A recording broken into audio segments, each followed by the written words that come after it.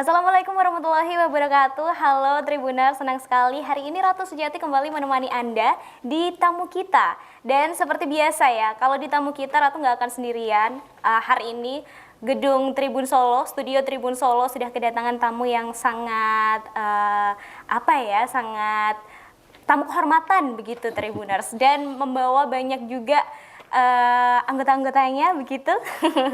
Sudah hadir bersama saya di sini, di sebelah saya. Langsung saja ya kita sapa, ada Bapak Slamet Sutantyo. Ini adalah Kepala DJP Jateng 2. Betul. Selamat siang Bapak. Selamat siang Mbak Ratu. Apa kabar? Alhamdulillah kabar baik. Senang sekali, terima kasih hari ini sudah mampir Bapak. Sama-sama, saya senang juga. Baik, Tribuners, hari ini kita akan ngobrol-ngobrol santai aja karena ya bahasan kita nggak terlalu berat. Karena hari ini saya kepengen tanya-tanya nih tentang Bapak Slamet. Ya, silakan. Tentang, dan juga nanti sedikit tentang perpajakan otomatis ya, karena Bapak dari DJP Jateng 2. Ya. Nah, sebelum kita melangkah ke topik-topik yang sedikit berat, Ratu mau tanya-tanya dulu nih tentang Bapak. Nah, ini Pak Slamet nih sudah berapa lama menjabat sebagai Kanwil DJP Jateng 2? Baik, terima kasih Mbak Ratu. Selamat siang para pemirsa ini dari Tribun News. Saya menjabat di sini sejak tanggal 5 Februari tahun 2021. Jadi kira-kira sekitar 10 bulan tinggal di Solo. Menyenangkan, berat badan langsung naik. Iya sih Bapak, karena kalau Solo tuh kulinernya emang banyak banget ya. Kalau boleh tahu Bapak nih emang aslinya dari mana sih Pak? Kalau saya aslinya Jawa Tengah juga, Jawa Tengah bagian selatan, dari Banyumas. Dari Banyumas, dari Banyumas terus sekarang di Solo. Betul. Nah, karena tadi udah nyinggung sedikit soal kuliner, Bapak paling suka makan apa ini? Kalau di sini? Iya, kalau di Solo, makanan khas Solo. Tengkleng. Tengkleng? Iya. Oke. Nah, gitu. Iya, itu memang makanan khas Solo Tribuners. Buat yang belum tahu, tengkleng itu masakan dari daging kambing. Betul. Tapi dia lebih banyak ke tulang. Jadi yang diambil tuh tulang-tulangnya gitu ya Pak? Betul. Nah, terus Bapak, saya nih penasaran sekali dengan perjalanan karir Bapak gitu. Nah, sebelum menjabat sebagai Kanwil DJP Jateng 2, ini boleh nggak diceritain? Oh, sebelumnya. Bapak, jadi dari depan mundur ke belakang gitu ya. Betul. Iya, sebelum di Jawa Tengah 2, Kanwil Jateng 2, saya sebelumnya menjabat sebagai Kepala Kanwil DJP Kepulauan Riau atau Kepri, ada di Kota Batam, dekat dengan Singapura. Jadi jauh sekali ya Bapak. Seringnya kalau tamu-tamu ke sana biasanya suka nyebrang gitu kan, ke Singapura. Betul. Sebelumnya lagi, jadi tahun 2000 di Kepulauan Riau itu tahun 2019 sampai dengan 2020. Sebelumnya lagi di Kalimantan Barat, Kepala Kanwil Kalimantan Barat di Pontianak tahun 2016 sampai dengan tahun 2018. 2019-nya ada di Kepri. Sebelumnya lagi saya lama sekali di Jakarta menjabat sebagai Kepala Kantor Pelayanan Pajak, itu dari tahun 2008 sampai 2015. Sebelumnya lagi di Jakarta tuh terus dari 2002. Dari 2002? Iya. Itu pengalaman 2002. Dari Jakarta, kemudian ke Kalbar, ke Kepri, kemudian sekarang di Solo. Itu betul. Kalau saya bilang sudah keliling Indonesia ya Bapak? Betul. Nah, karena Bapak sudah sudah ke beberapa daerah, ke beberapa pulau juga di Indonesia. Saya penasaran Bapak dengan ketaatan pajak setiap daerah kan pasti beda ya Bapak. Boleh disebutkan mungkin perbedaan antara setiap daerahnya begitu? Iya, setiap daerah rata-rata di kepatuhan pajak hampir mirip lah, beda-beda sedikit gitu.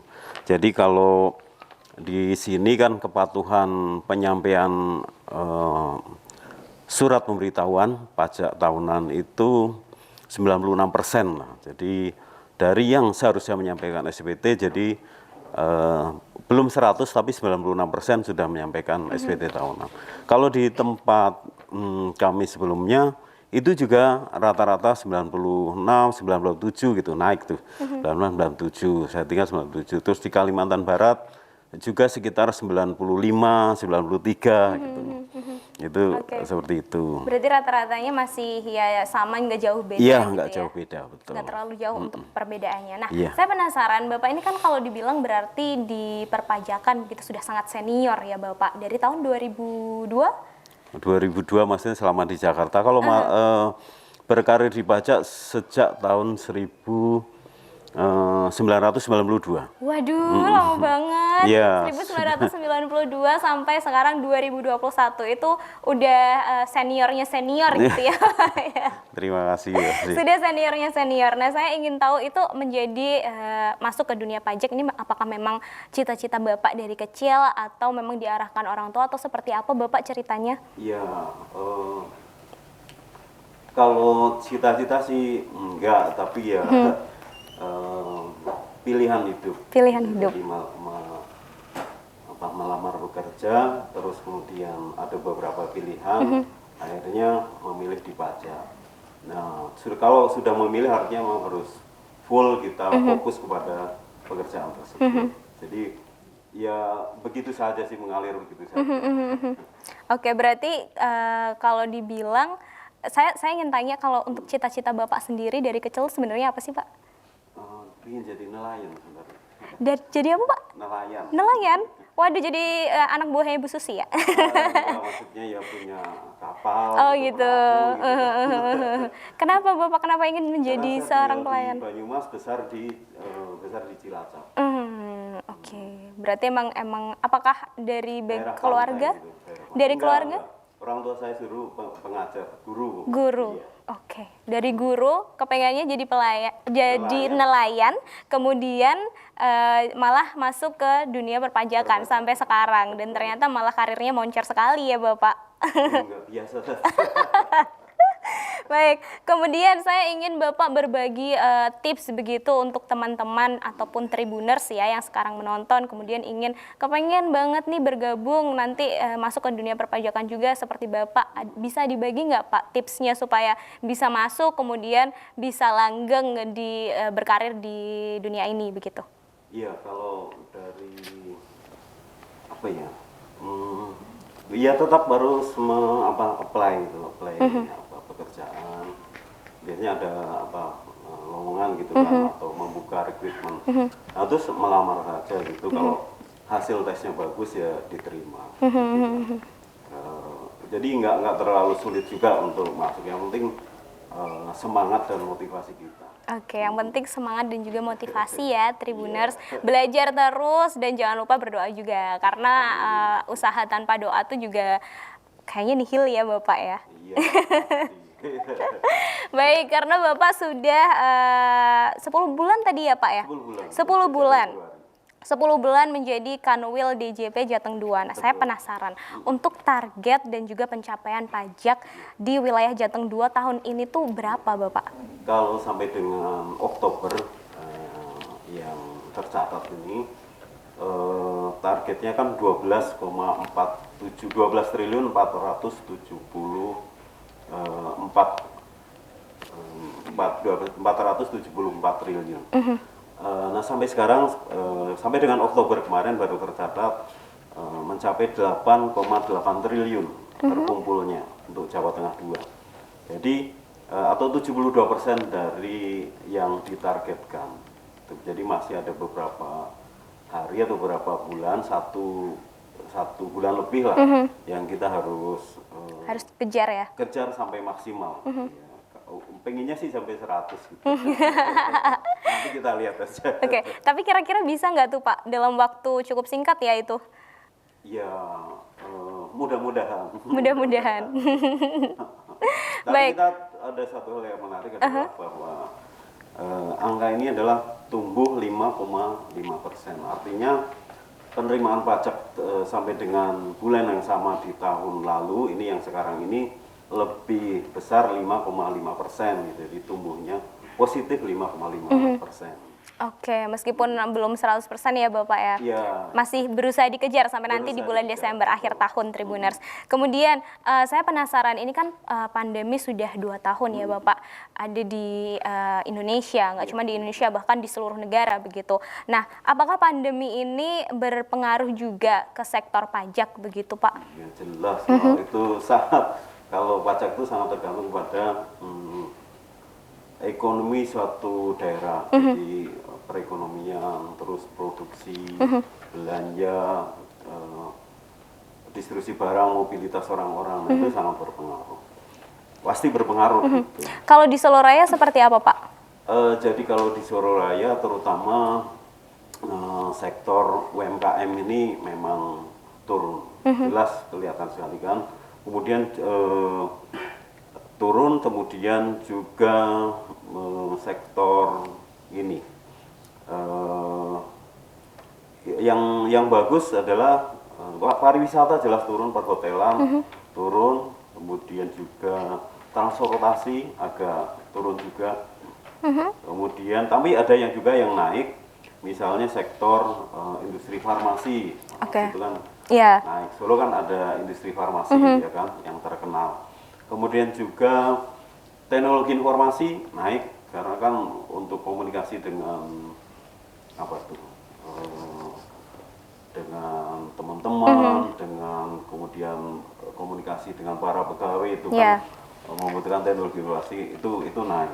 Gitu. Kemudian kalau ada juga beberapa sektor seperti industri pengolahan secara umum di Jawa Tengah 2 juga naik. Naik. Oke, berarti meskipun ada beberapa yang turun, tetap ada yang naik juga ya, Iya. Bapak ya. Oke, saya penasaran, ada nggak sih program-program yang dibuat begitu untuk menstimulus pajak, apalagi saat ini memang tadi sudah disebutkan ya banyak sekali sektor di masa pandemi yang terdampak begitu. Baik, tetap bahwa pemerintah itu kan berkomitmen untuk melindungi masyarakatnya, gitu kan. Nah, kemudian juga berbagai kementerian atau lembaga pemerintah itu juga berkomitmen juga untuk melindungi masyarakatnya. Nah, demikian juga Direktorat Jenderal Pajak. Kita berkomitmen untuk melindungi sektor UMKM tadi. Nah, kita memberikan insentif atau istilahnya pajak yang ditanggung pemerintah untuk UMKM.